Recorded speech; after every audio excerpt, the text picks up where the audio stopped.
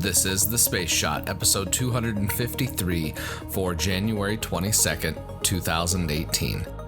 Apollo, Discovery, Endeavour, and a Falcon Heavy update. Hey everyone, welcome to The Space Shot, your daily space history, pop culture, and news fix. I'm John Molnix. Apollo 5 lifted off on January 22nd, 1968.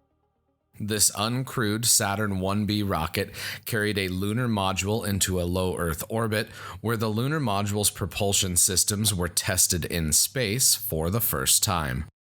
There were some programming issues with the lunar module software, and the first firing of the lunar module descent engine only lasted 4 seconds.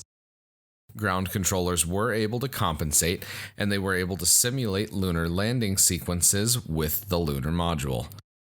After testing the descent engine, it was time to test the ascent propulsion system for the first time, simulating a landing abort, something that thankfully never happened during the Apollo program.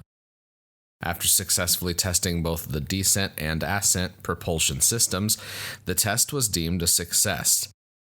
Both lunar module stages re-entered the atmosphere after expending all of their fuel. The timeline of the Apollo program continues to leave me in awe. The rate of flights and the number of tests that were carried out in such a short time is staggering.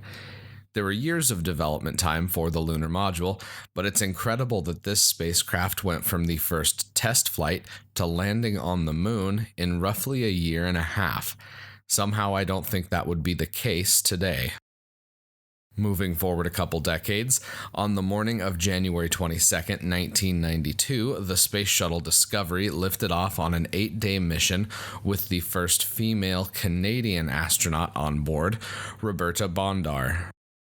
During this mission, the crew split up into red and blue shifts so they could perform experiments around the clock.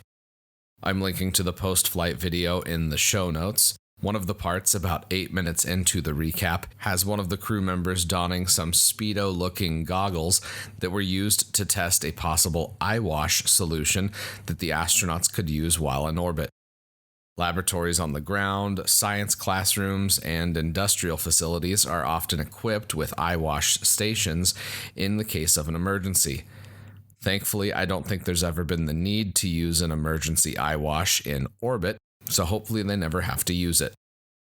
On the night of January 22nd, 1998, the Space Shuttle Endeavour launched on a shuttle Mir mission. Shuttle missions carried a variety of science experiments in the middeck of the shuttle and in Spacelab modules. One of the experiments that caught my eyes during this mission was the intravehicular radiation environment measurements experiment. This instrument examined the radiation inside the shuttle, and it was able to look at the effects of the South Atlantic anomaly on the shuttle as well. The South Atlantic anomaly is a region of space in low Earth orbit where Earth's Van Allen radiation belts dip closer to the surface of the Earth over much of South America and the South Atlantic. The Van Allen belts store energetic particles that are caught from the solar wind. Because those belts dip to a lower altitude above the South Atlantic, spacecraft pass through this region and they experience an increase in energetic particles. Astronauts that have passed through this region report seeing, quote, shooting stars or light flashes. This visual phenomenon was also perceived by Apollo astronauts. They reported flashes of light that could be seen even when they closed their eyes. These flashes are caused by cosmic rays, so astronauts' eyes are perceiving cosmic rays, which is pretty wild when you think about it. I'm linking to an article by Nancy Atkinson on Universe Today that goes into this topic in more detail. It's a fascinating read, so be sure to check it out. Let's finish up today's episode with an update on the Falcon Heavy static fire.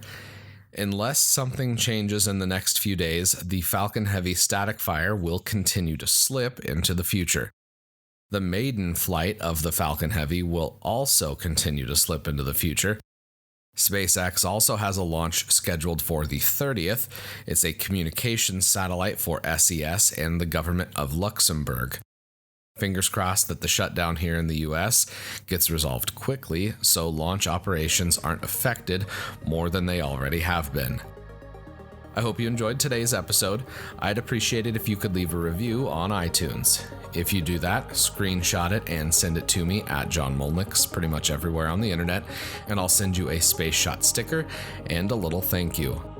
Also, make sure you hit the subscribe button, that way you don't miss any of the daily episodes.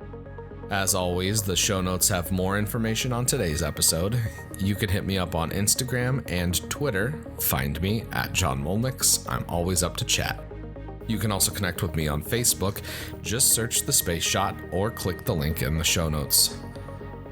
Tomorrow, some pop culture, plus an amateur radio satellite and an early weather satellite. I'm John Molnix, and I'll catch you on the flip side.